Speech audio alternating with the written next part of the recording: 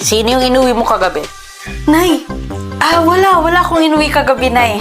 Huwag ka lang magsinungaling. Nakita ko yun. Gising pa ako. Sino yan? Nay, huwag ka na lang maingay, please. Tsaka saka mo na lang alamin. Basta yung taong yan, Nay. Yaman, makapangyarihan, mataas ang estado niya sa buhay. Eh kung mayaman siya, dapat mag-hotel siya. Huwag dito. Ay! Oh, sino ba yan? Sasabihin ko din sa inyo, okay? Sadyang wag lang ngayon. Nagpapahinga siya eh. Please. Sinasabi ko sa'yo ah.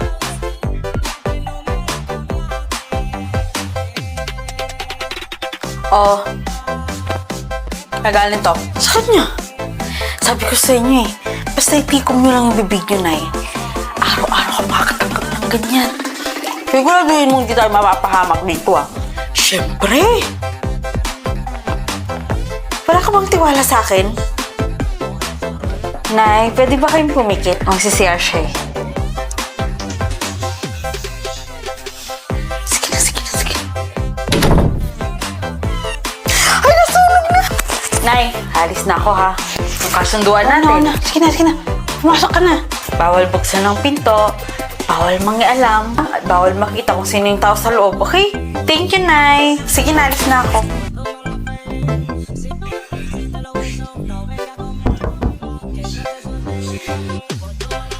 Yan ko na yung pagkain mo dito sa harap ng pinto.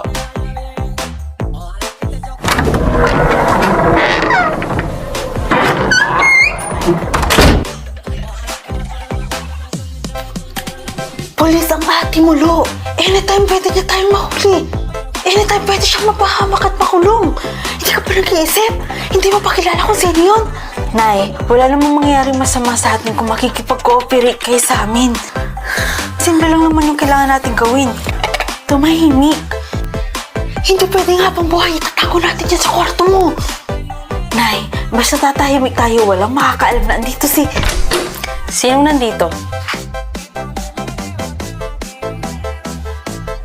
Nagpa-practice lang tong kapatid mo ng roleplay nila sa school. Okay? Phew!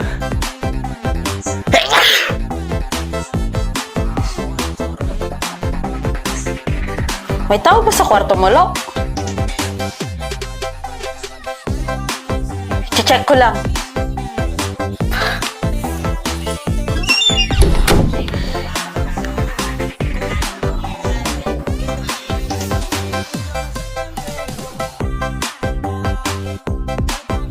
May tao ba sa kwarto mo, Lo? Anak, napakainit ng tinola. Ang sarap talaga ng tinola pag mainit. Tara, kumain tayo. Hindi pwedeng lumamig yan. Halika. Sandali lang. Wala namang 5 minuto yung pag-check ko eh. Tama te, mainit ang tinola. Tara, kumain na tayo ng sabaw. Nak, halika na muna, Nak. Mamaya mo na yung tignan. Wala namang tao dyan eh. Halika na. Parang may umubo eh.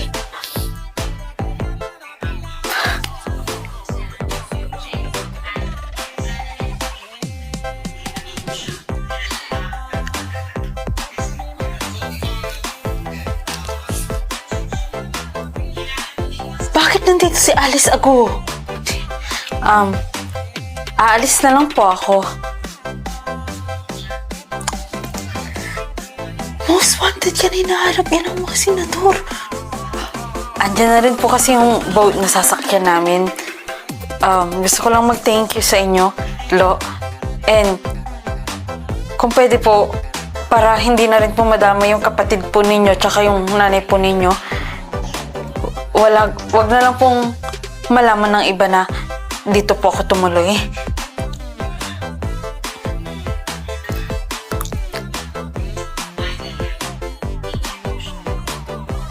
Promise po, hindi ko po babanggitin yung pangalan nyo. At sisiguraduhin ko po na ligtas kayo sa mga susunod na araw. Yun lang po, maraming salamat. Ito po, naglalaman po ito ng pera, milyon-milyon para po sa inyo. Mauna na po ako.